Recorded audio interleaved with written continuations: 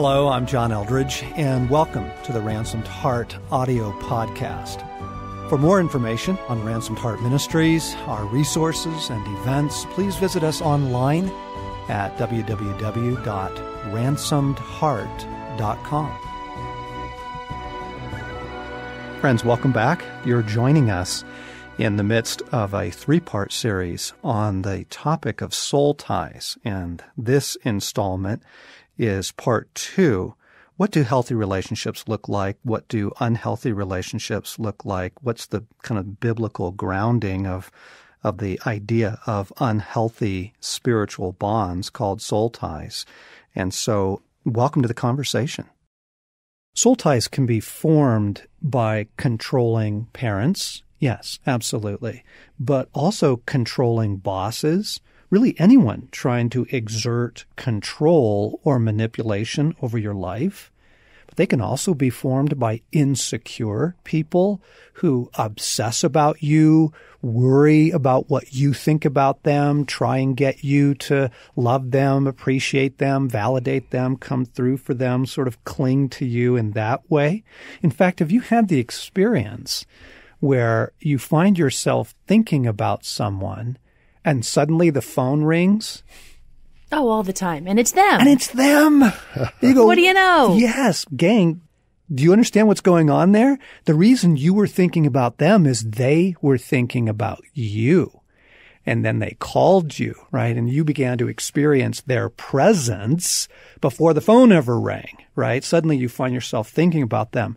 Or another way is when you're obsessing about them, right? And you're having conversations with them and they're not in the room, right? Come on, you've all done this. Oh, that's when I'm my most brilliant, when they're not actually there. Right? Yes. In the car. Right. Thinking of what you'll say to them. Or I should have said. Thinking of what you should have said. Okay. Another example would be someone that you were once in relationship with. A guy that I counseled had a very intimate, not sexual, but intimate romantic relationship in high school with his first girlfriend. And years later in his marriage, he couldn't get rid of her letters. He couldn't let go. There was still some part of him that was literally back in that other relationship. Knit together. They were knit together, right? And it was only once he severed that old bond, really severed it, that he was finally able to move with freedom into a wholehearted relationship with his wife, with his new relationship. Yeah. I had the opportunity to get to know and spend some time with just this wonderful woman, just so in love with God, went through a painful, unjust divorce and lost so much in the process, her home, her children's respect, and her role and place in the church. And it just seems so unfair and unjust and wrong and such a violation. And in her pain, she got close to a married man who was counseling her. And wouldn't you know, it turns into an affair that quickly was stopped. It didn't go any farther. But that affair that she had just ruined her in terms of she couldn't shake this guy. Some of the words he said, some of the compliments he gave her, he had no intention of any relationship. This was just kind of an immoral passing of two lonely, hurt people. But she was crippled by this man, what she had done, the sin, the shame, and then feeling all kinds of things from him, even though it was a one-night stand per se. Even years later? This was for 2 years. Wow. And as you're describing soul ties, John, there's some bridge established that not only did they have a physical relationship, but she got his warfare, his brokenness, his cynicism, all of that. And it wasn't until in the course of time that she really saw that was bigger than an affair. It was this covenant she made, this attachment, this connecting, that she had to break it. But I've actually seen that, probably as you have and Stacy as well, with a lot of folks who just sexually have some outside of the bounds relationship. Mm-hmm. Yeah, Scripture is very clear that sexual bonds can create these unholy ties. Again, the word that Paul uses for uniting there is the same word he uses for us uniting ourselves to Christ. So, yes, and yet not only in sexual ways. Right. We've been describing them within family systems, parents having soul ties with their adult children, unable to release them, or the children unable to release their parents. Mm-hmm. The gentleman that became the surrogate husband that I was describing earlier, part of that was his inability to trust his mom to God, and coming through for her in unholy ways.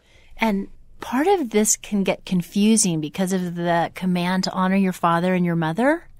And so we can tend to think that we need to honor them, which means we need to stay in any kind of unhealthy relationship versus leaving and cleaving. It just can get a little confusing. We think we're honoring them by allowing them access to our lives and control when that's not love. It's not love, because you do have both commands. You have honor your father and mother. You also have leave. Right. Leave and cleave as well. I'll get into that in a moment when we talk about the cross of Christ. But let me try and name some of the symptoms. How do you know when a soul tie is operating? Again, every human being has the capacity to bond, but sometimes that capacity for bonding, gets attached in relationships where it should not be. Just as we can worship things we're not supposed to worship, just as we can love things we're not supposed to love, right? Just as we can take our imagination places we're not supposed to. This is a good capacity for bonding, but it can be taken like any other capacity in unhealthy ways. How do you know? What are the symptoms when you think a soul tie is operating? I'll tell you, a first clue for me is an obsessive thinking. I was just on a walk this morning and this person came to my mind again. And I didn't even catch it until I'm thinking about them. And for about 10 minutes, yes, right? Yes. And what they must be feeling, what I should have said, but here they are again. What am I doing? Bless them, release them, break the soul tie or emotions. Sometimes before I'm even with a person, their emotions that they're feeling or what they're struggling with, I feel the weight of it. I'm struggling with it because this is just, we're mystery, right? We're spirit too. So it's gone before. Their spirit has come to me. This past Christmas, I was in a really great place. I was happy, holiday-ish, festive, on my way, going to go to the post office, mail some packages. I'm ahead of schedule. Everything's going great. When I had, in the middle of that, a conversation over the phone with a woman whose life isn't great, really in a desperate place, devastated, feeling hopeless, and was able just to talk and love, listen, did not break soul ties. Then I'm going to the post office and suddenly my joy is gone. Life is awful. I'm hopeless. This is devastating. There's nothing good coming. When I realize, oh my goodness, this is her warfare. This isn't mine. These are her emotions. These aren't mine. So to be able then to recognize it, make every effort to have only the bond of peace, sever the soul tie, and then I'm back. I'm happy again. I remember that. It was like night and day. You were happy. Suddenly this dark cloud came over you. You were desolate, discouraged. Who cares about life? All of that. Mm-hmm. And then you get back to your car, pray about it, bring the cross of Christ between you and this dear gal, and you're back. Joy is back. Christmas is back. It was so dramatic. The presence of feelings that weren't yours previously, right. Obsessive thinking about people, certainly the presence or the transfer of their warfare to you. Mm-hmm. Boy, Stacy, you nailed it on a couple. I'd say the same thing. It seems to me that almost any meaningful relationship, inevitably, you have to battle with soul ties. This is true. I just think of friendships where suddenly, in terms of a symptom, I realize that I'm either feeling enormous pressure to avoid being loving in some strong, courageous way, confronting way, bringing up disruptive issues or questions. I'm pulling back from that. Or I feel the pressure to come through, to rescue, to make their world, their life a little bit better. So, friendships, I'm just aware are a key place, kind of fertile ground for that. Mm-hmm. With the feelings, I just totally agree. One of the symptoms I have is simply I'm just not free. There's something in me that's drying up, and I may not be able to name it or see that it's a particular person, but one of my categories in prayer, daily prayer, and just my prayers is, Lord, I break all soul ties. Have I made any? And I'm amazed at, an encounter, 10-minute conversation in a parking lot or with someone I saw that day or spent an hour on the phone with pops up. So the symptom for me is a sense of just drying up, feeling consumed and dissipated is one for me. Mm-hmm. Again, gang, just think of it in terms of capacities. Think of how people are with money. Money is a good gift. The Scripture does not look at money as evil. Scriptures are filled with that to be blessed of the Lord is a good thing, and then it helps you be generous, and it says a generous man will himself be blessed and all of that. But people can obsess about money. They can worry about money. If they get money, they cling to it and don't let it go. You see what I'm talking about? Same dynamic here with relationship. You just imagine yourself. We are broken people on our way to restoration, but filled with a world of broken people, surrounded by very broken people all around us. And everyone has this capacity for bonding, but my goodness, they don't know how to use it in holy ways. And so these soul ties are getting formed, right, in the context of a very broken world. Continuing on with some symptoms, I think that one, Craig, about you don't feel free of them, that's a really big one. And that obviously ties into the obsessive thinking, or that ties into worry, compulsion, inability to distance yourself. Just that sense of, I don't feel free in this relationship to either move away or bring certain things up.